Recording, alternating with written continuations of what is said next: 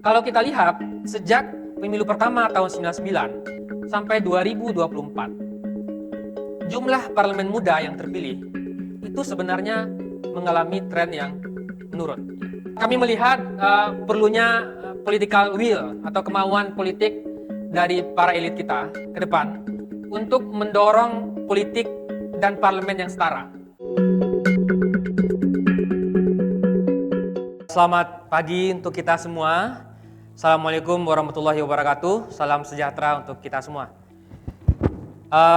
Perkenalkan, kami dari CSIS Indonesia ingin memaparkan inisiatif baru yang tengah kita kembangkan, dan ke depan kita terus akan mengembangkan inisiatif baru ini supaya menjadi satu referensi utama bagi studi-studi parlemen kita ke depan.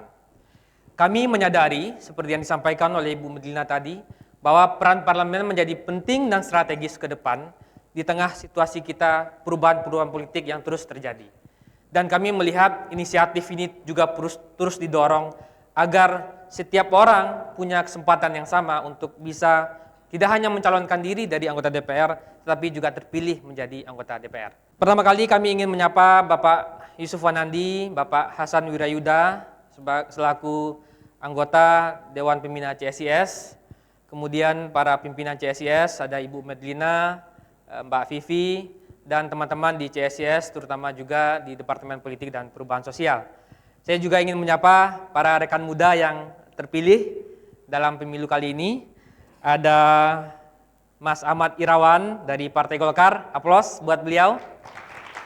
Kemudian ada Mas Kawendra Lukistian dari Partai Gerindra, dan Mas Muhammad Khalid dari PKS.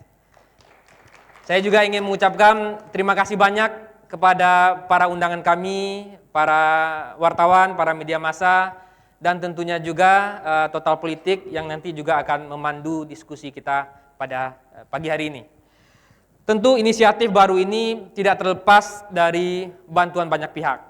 Kami mengucapkan terima kasih banyak terutama pada pembina dan pimpinan CSIS, para kolega di Departemen Politik dan Perubahan Sosial dan Departemen HI dan Departemen Ekonomi, tentu orang-orang yang selama ini bekerja di belakang layar untuk mewujudkan inisiatif ini. Saya ingin menyebutkan beberapa, dimohon juga untuk berdiri. Inisiatif ini sudah kami mulai sejak Februari persisnya, dan kami membayangkan ketika pemilu sudah selesai dan kita perlu menatap Indonesia ke depan, kami membayangkan satu dashboard soal parlemen.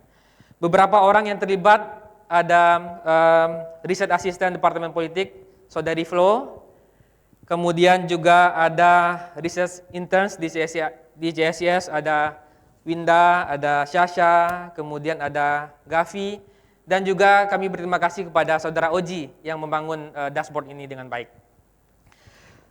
Sebelum saya akan mulai pemaparan, jadi kami memberi judul riset ini dengan membangun parlemen yang setara bagi anak muda dan perempuan.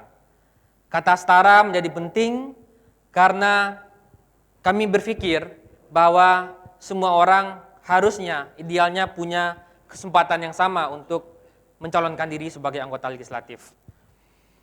Next. Nah, jadi kami melihat inisiatif ini bertujuan untuk mengembangkan studi dan riset soal parlemen, kemudian mendorong peran parlemen yang kuat, yang efektif untuk menjadi kontrol yang kuat juga bagi eksekutif, kemudian mendorong juga setiap orang agar memiliki kesempatan yang sama, tidak hanya mencalonkan diri tapi juga terpilih.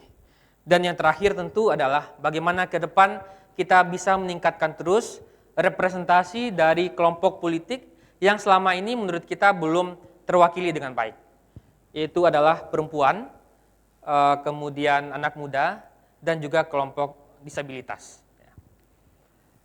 Nah, bagaimana kami mendesain riset ini? Kami memulai riset ini efektif di Februari setelah pemilu kemarin, sampai beberapa hari yang lalu. Dalam riset ini kami menganalisis dataset parlemen sejak tahun 99 sampai tahun 2024 untuk melihat kecenderungan-kecenderungan yang terjadi dan juga perubahan-perubahan yang terjadi. Kemudian data diklasifikasikan berdasarkan beberapa kategori, yaitu usia, jenis kelamin, status inkambensi, dan hubungan dengan dinasti politik. Kemudian dalam riset ini kami menggunakan beberapa definisi untuk menjelaskan beberapa konsep ya. Yang pertama soal parlemen muda. Riset ini mendefinisikan bahwa parlemen muda adalah anggota DPR yang terpilih saat kita membangun dataset ini yang berusia di bawah 40 tahun ketika mereka dilantik menjadi anggota DPR pada 1 Oktober nanti. Jadi kami menghitung dari tanggal lahir mereka, kemudian menghitungnya dengan usia mereka saat dilantik menjadi anggota DPR. Kemudian incumbent. Incumbent yang kami definisikan dalam studi ini adalah anggota DPR yang tengah menjabat atau pernah menjabat sebagai anggota DPR pada periode sebelumnya dan mereka mencalonkan diri ketika pemilu 2024 atau pemilu di periode sebelumnya. Misalnya kalau datasetnya 2009 berarti status incumbent-nya adalah orang yang incumbent di 2004. Kemudian dinasti politik yang kami definisikan adalah anggota DPR terpilih yang memiliki hubungan darah atau kekerabatan dengan pejabat politik, baik eksekutif, legislatif, yang pernah atau sedang menjabat. Jadi ini beberapa definisi yang kami gunakan untuk mendefinisikan data-data yang akan kami jelaskan nanti. Jadi data ini bersumber dari data-data terbuka yang teman-teman yang hadir juga bisa nanti akan melihatnya. Terutama yang banyak kami ambil dari data dari KPU, kemudian data dari BPS. Next lagi. Nah, kalau kita lihat trajektori dari pemilu kita, sejak pasca reformasi kita sudah melaksanakan 6 kali pemilihan umum legislatif ya, sejak tahun 1999 sampai tahun 2024 dan kita melihat beberapa perubahan-perubahan yang terjadi dalam sistem kepemiluan kita. Misalnya kalau kita lihat di pemilu pertama tahun 1999 ketika itu kita menerapkan sistem proporsional tertutup di mana pemilih ketika itu hanya bisa memilih lambang atau tanda gambar partai. Ketika itu pemilih belum bisa memilih caleg. Kemudian terjadi beberapa perubahan sampai 2024 kita menerapkan sistem pemilu dengan proporsional terbuka, di mana masyarakat tidak hanya bisa memilih caleg, tapi juga bisa memilih partai. Kalau kita lihat ambang batas parlemen kita juga mengalami perubahan dari 0 pada tahun 2 pemilu pertama, sampai sekarang mengalami peningkatan menjadi 4%. Jadi ambang batas parlemen adalah perolehan suara sah partai politik secara nasional untuk bisa diikutsertakan dalam proses konversi kursi suara menjadi kursi. Nah, dalam pemilu 2024 dengan menggunakan ambang batas 4% dari 18 partai politik nasional peserta pemilu, hanya 8 partai politik yang bisa tembus parlemen dengan suara di atas 4%. Kita juga melihat terjadi perubahan jumlah anggota DPR karena terjadi pertambahan populasi kita. Terakhir jumlah anggota DPR kita sebesar 580 dan daerah pemilihan kita juga bertambah dari sebelumnya 80 menjadi 84, di mana terdapat 4 provinsi dengan daerah pemekaran baru di tanah Papua. Kalau kita lihat dari sisi partisipasi juga mengalami fluktuasi, ya, meskipun dalam 4 pemilu terakhir cukup stabil dan cukup meningkat ya dari 71 ke 75, kemudian 81 dan stabil di angka 81. Next. Nah, kami juga menyajikan data soal data pemilih. Ya. Kalau kita lihat lebih dari setengah dari populasi kita, dari pemilih kita, itu berada di Pulau Jawa dengan jumlah sebesar 56,8%. Kalau kita breakdown lagi berdasarkan provinsi, terdapat 3 provinsi terbesar dengan jumlah pemilih, yaitu Jawa Barat, kemudian disusul Jawa Timur dan Jawa Tengah. Selamat datang Pak Hari. Next. Oke, bagian ini kita akan menjelaskan soal bagaimana perubahan-perubahan suara partai dari pemilu ke pemilu. Kalau kita melihat dalam 6 pemilu yang sudah kita laksanakan, itu ada beberapa pola yang terjadi. Yang pertama kita melihat sebenarnya dari waktu ke waktu sudah terbentuk semacam stabilitas suara partai politik. Dibandingkan pemilu sebelumnya, 2019 dan 2024, perubahan suara partai politik, baik yang turun maupun yang naik, itu tidak lebih dari 3%. Misalnya penurunan terjadi pada PD Perjuangan, tidak sampai 3%. Begitu juga kenaikan yang terjadi pada Partai Golkar juga tidak sampai 3%. Jadi setelah mengalami 6 kali pemilu, sudah terbentuk stabilitas suara partai-partai politik. Dan situasi ini tentu menyulitkan bagi partai-partai baru atau partai-partai non-parlemen untuk bisa tembus angka 4%. Sehingga kalau kita lihat sejak tahun 2014, hanya satu partai politik baru yang berhasil tembus di parlemen, yaitu Partai Nasdem, yang tembus di parlemen pada tahun 2014. Itu kecenderungan yang pertama. Kecenderungan yang kedua, kalau kita lihat, perubahan suara yang terjadi secara tajam pada partai politik, umumnya dikontribusi oleh faktor-faktor internal partai. Misalnya adalah faktor konflik internal. Ini terjadi pada beberapa partai.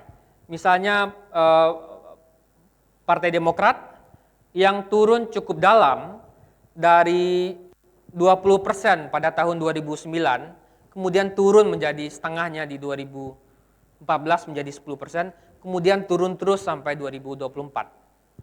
Penurunan ketika itu terjadi konflik internal antara faksinya Bapak Anas Urbaningrum dengan faksinya Pak SBY ketika itu, yang dipicu juga oleh terjadinya indikasi kasus korupsi Hambalang. Konflik internal juga menunjukkan terjadi pada pada PKB yang turun cukup dalam pada pemilu 2009, di mana turun dari 10% di 2009 hanya dapat 4,9%. Ketika itu juga terjadi konflik internal antara faksinya Gus Dur dengan faksinya Muhaimin Iskandar. Tapi kemudian PKB berbenah dan tren sejak 2009 menunjukkan PKB terus mengalami kenaikan. Konflik internal selanjutnya juga terjadi pada Hanura, terutama ketika suara Hanura drop pada tahun 2019 yang dipicu oleh konflik antara Pak Oso dengan Pak Wiranto. Jadi konflik internal menjelaskan betapa berpengaruhnya terhadap penurunan suara partai. Tapi ada penurunan yang tinggi juga terjadi pada PD Perjuangan.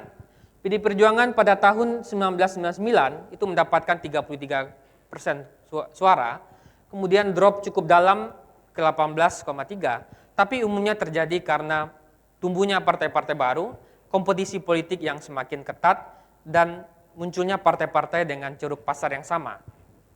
Nah ini kalau kita lihat, Bapak Ibu bisa melihat bahwa stabilitas suara sudah terjadi.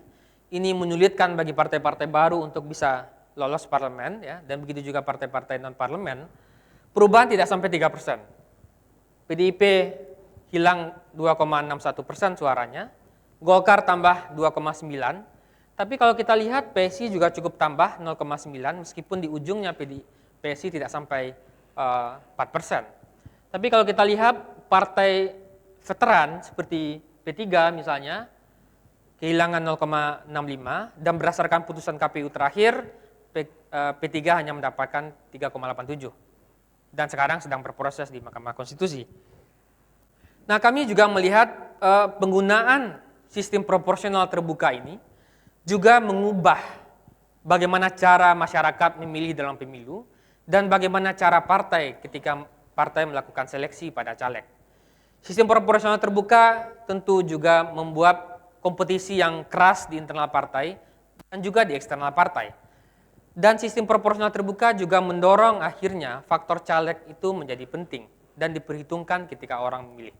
Kalau kita lihat data yang kami olah berdasarkan data yang sudah diterbitkan oleh KPU, kemudian kami analisis satu persatu, kami hitung berapa yang memilih partai dan berapa yang memilih caleg, ya. Kemudian kami buat agregatnya. Dari pemilu 2024 ini kita menemukan bahwa 82,9% suara itu adalah orang yang memilih caleg. Jadi dari total suara, pilihan orang agregatnya 82,9. Dan hanya 17,1% pemilih yang memilih partai politik. Tapi kalau kita breakdown berdasarkan partai politik, ya, itu terdapat beberapa partai politik yang angka rata-ratanya di atas angka orang yang milih partainya di atas angka rata-rata nasional. Misalnya yang tertinggi adalah Partai Gerindra, kemudian dilanjutkan dengan PKS dan PKB dan PDIP. Partai-partai lainnya bertumpu sekali pada calegnya. Next. Nah, sistem proporsional terbuka juga dalam banyak kasus itu juga memberikan keuntungan pada orang-orang atau caleg yang berada di nomor urut 1.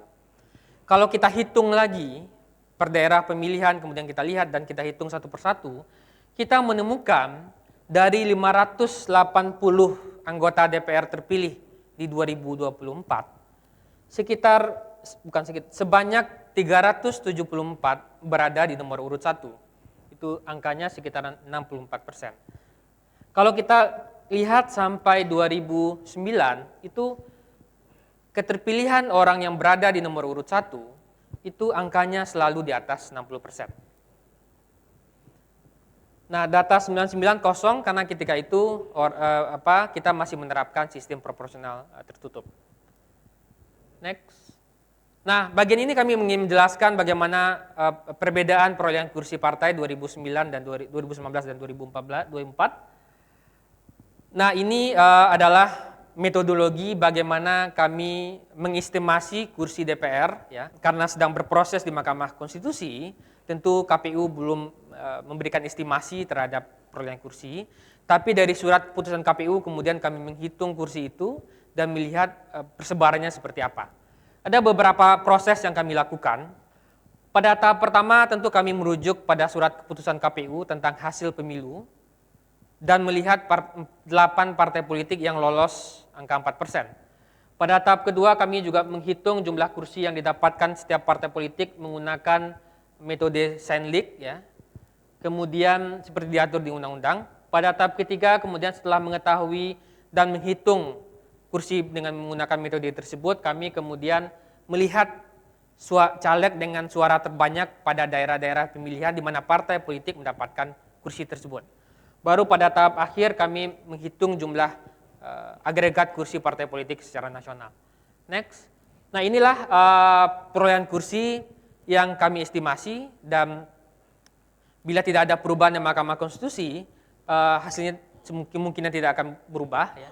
Jadi PDIP meskipun drop kehilangan 18 kursi di 2024 masih tetap sebagai partai pemenang, ya, dengan kursi 110, kemudian disusul Partai Golkar 102, Gerindra 86 dan seterusnya. Kalau kita lihat memang ada 2 partai yang kehilangan atau 3 partai yang kehilangan banyak kursi. PDIP kehilangan 18 kursi, kemudian P3 kehilangan 19 kursi karena tidak lolos PT, dan Demokrat yang kehilangan 10 kursi. Pertumbuhan paling banyak tentu Partai Golkar yang mendapatkan 17 tambahan kursi baru di 2024. Next. Nah, ini bagian yang penting juga, bagaimana soal parlemen muda. Next. Kalau kita lihat, sejak pemilu pertama tahun 99 sampai 2024, jumlah parlemen muda yang terpilih itu sebenarnya mengalami tren yang menurun. Naik cukup besar di angka 23,2% di 2009, tapi kemudian dalam 3 kali pemilu setelahnya justru mengalami penurunan. 2024 itu 17,7%, jumlah parlemen muda yang saat mereka dilantik berusia di bawah 40 tahun, kemudian drop lagi ke angka 16%, dan sekarang hanya tersisa 15%. Dan kalau kita lihat, 2009 menjadi titik penting, karena ketika kita lihat lagi datanya, ketika itu cukup banyak parlemen-parlemen muda yang berasal dari kelompok aktivis. Dan kalau kita lihat lagi, orang-orang yang terpilih di 2009 itu adalah orang-orang yang beberapa tahun ke depan itu akan mempunyai peran penting dalam kepemimpinan politik nasional. Dan kami juga berharap para anak-anak muda di 2024 ini juga kita akan proyeksikan menjadi kepemimpinan nasional ke depan. Kita ambil contoh beberapa nama. Pak Ganjar Pranowo menjadi anggota DPR terpilih 2009, sekarang menjadi calon presiden, ex-calon presiden.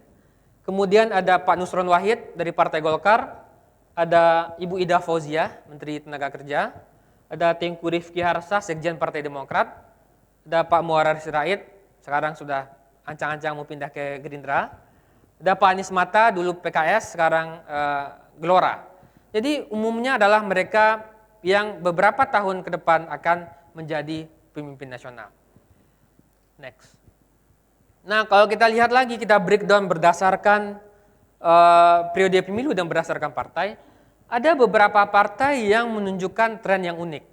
Misalnya PKB dan PKS. Di dua pemilu pertama, persentase jumlah anggota DPR terpilih dari PKB dan PKS itu cukup besar, di atas angka 30%. Meskipun kemudian mengalami penurunan-penurunan karena memang beberapa politisi mengalami penuaan. Tapi kalau kita lihat yang cukup stabil, anggota DPR terpilih yang berusia di bawah 40 tahun, angkanya stabil itu adalah Partai Gerindra. Sejak Partai Gerindra pertama kali mengikuti pemilu pada tahun 2009, persentase anggota DPR terpilih berusia di bawah 40 tahun itu stabil sampai sekarang di atas angka 20%. Jadi kita melihat ada beberapa variasi dan menunjukkan juga bagaimana komposisi elit dan kontestasi internal yang terjadi pada masing-masing partai. Kalau kita lihat seperti ini menunjukkan memang Partai Gerindra sebagian dari elitnya adalah elit-elit yang berusia muda. Sementara beberapa partai, elit-elit yang muda pada masa lalu sekarang justru mengalami penuaan. Next. Nah, kemudian kita coba mencari rata-rata, ya, dari 580 anggota DPR terpilih tersebut, rata-rata usianya di angka 52 tahun, ya. Rata-rata usia termuda memang Partai Gerindra di 49 tahun, ya, dan tertua adalah PKS di 54 tahun. Padahal kalau kita bandingkan pada pemilu 99 dan 2004 itu PKS dan PKB cukup baik. Ya. Next. Nah, ini peta parlemen perempuan dan peta dinasti politik. Tadi ada yang berbisik ke saya, "Bang, jangan gunakan dinasti politik, Bang. Gunakan Korea-Korea aja," katanya. Siap. Nah, jadi kalau kita lihat, ini berdasarkan jenis kelamin, ya. Kalau kita lihat, ada kabar baik.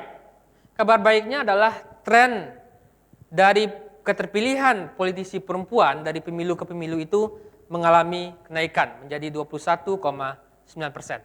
Ya. Namun, sayangnya, dari 127 politisi perempuan tersebut, bukan sayangnya ya, datanya menunjukkan bahwa 58 diantaranya terasosiasi dengan dinasti politik. Jadi 58 dari 127 politisi perempuan terpilih terasosiasi dengan dinasti politik. Next. Ini kita lihat, ya, totalnya ada 127 DPR terpilih perempuan. PDIP mendapatkan 27 caleg perempuan terpilih, tetapi kalau kita lihat 16 dari 27 tersebut terasosiasi dengan dinasti politik. Yang kita maksud dengan dinasti politik tadi adalah orang anggota DPR terpilih yang memiliki hubungan darah atau kekerabatan dengan pejabat politik yang pernah menjabat atau saat ini tengah menjabat. Kemudian ada Nasdem 12 dari 21, Golkar 10 dari 20 dan seterusnya. Tapi kalau kita lihat dari sisi persentase, memang yang paling tinggi adalah PD Perjuangan, 59%. Persentase di setiap partainya. Next. Nah, ini peta dinasti politik. Kita juga mencoba membreakdown-nya berdasarkan peta dinasti politik pada masing-masing anggota DPR terpilih. Nasdem dari total kursi 69 kursi, itu kita menemukan 33,3% diantaranya terasosiasi dengan dinasti politik. Paling tinggi di antara 8 partai yang lolos parlemen, kemudian PDIP, kemudian Golkar, Gerindra, Demokrat, PAN, PKB, paling kecil PKS 11%. Next. Nah, kemudian kita telusuri lagi datanya. Kira-kira para anggota DPR terpilih yang berasal dari non-Korea ini, itu berasal dari latar belakangnya seperti apa, yang bukan darah biru. Ya. Kalau kita lihat dari 23 kursi Partai Nasdem yang memiliki hubungan dengan dinasti dengan darah biru, itu 8-nya adalah anak dari para dinasti itu. Bisa anak dari anggota DPR, anak dari bupati, anak dari gubernur, gitu ya. Kemudian ada istrinya, istri DPR, istri gubernur, kemudian adik dan suami. Kemudian PDIP, anak juga. Jadi kalau kita lihat agregatnya secara nasional, itu latar belakang dinasti itu 30 dari total dinasti tadi, 138 dinasti, itu 38,4%-nya adalah anak. Kemudian istri, kemudian adik. Jadi ini 3 kriteria besar ya, latar belakang dinasti di DPR RI. 38% dari 138 itu memiliki hubungan dengan anak ya, anak dari dinasti, istri dari dinasti, dan adik dari dinasti. Next. Nah, kami juga melihat beberapa status inkambensi yang juga mempengaruhi keterpilihan. Next. Nah, data ini menunjukkan bahwa dari pemilu ke pemilu, terutama sejak tahun 2009, itu menunjukkan bahwa status inkambensi itu cukup mengalami peningkatan angka keterpilihannya. Jadi di 2014, 38 dari incumbent, dari anggota DPR kita itu berstatus incumbent.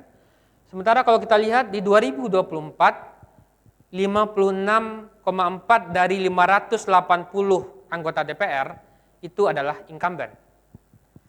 Jadi dengan situasi seperti ini tentu menyulitkan juga bagi non-incumbent yang bisa bertarung, apalagi para non-incumbent harus berhadapan dengan dinasti politik, kesulitan pembiayaan politik, juga kompetisi yang ketat di internal partai politik.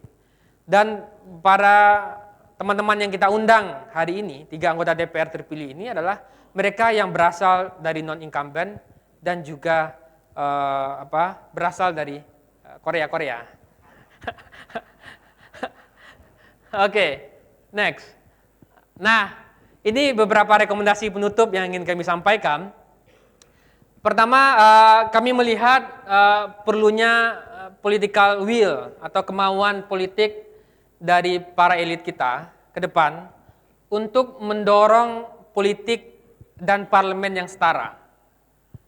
Parlemen yang setara yang kami maksudkan itu di mana setiap orang itu punya kesempatan yang sama, meskipun kesempatannya pasti tidak sama, tapi yang tidak mempunyai kesempatan yang sama untuk mencalonkan diri dan untuk terpilih. Dan juga kami mendorong agar ke depan perlu kita memikirkan kembali apakah sistem pemilu yang kita pilih sekarang, sistem proporsional terbuka itu apakah sudah mendorong bagi politik yang setara tersebut, terutama meningkatkan representasi dari perempuan, dari anak muda, dari kelompok disabilitas. Dan juga kami juga mendorong agar ke depan dengan data-data seperti ini, paling tidak anggota DPR kita karakternya paling tidak mirip dari populasi kita. Misalnya kalau kita lihat populasi di bawah 40 tahun itu angkanya cukup besar, tapi angka keterpilihan politisi di bawah 40 tahun itu hanya 15%. Dan yang terakhir juga menurut kami kita juga perlu setelah menerapkan sistem proporsional terbuka yang panjang selama 25 tahun, kita juga perlu mendiskusikan, duduk kembali untuk melihat apakah sistem ini juga efektif atau tidak meningkatkan keterwakilan dari anak muda, perempuan, kelompok disabilitas, dan juga mendekatkan representasi antara anggota DPR terpilih dengan konstituennya. Saya kira begitu. Bapak Ibu bisa melihat dashboard yang terus kami kembangkan. Ya. Beberapa data masih kami kunci karena masih terus dikembangkan. Bapak Ibu bisa melihat dashboard yang inisiatifnya sudah kami buat. Ya.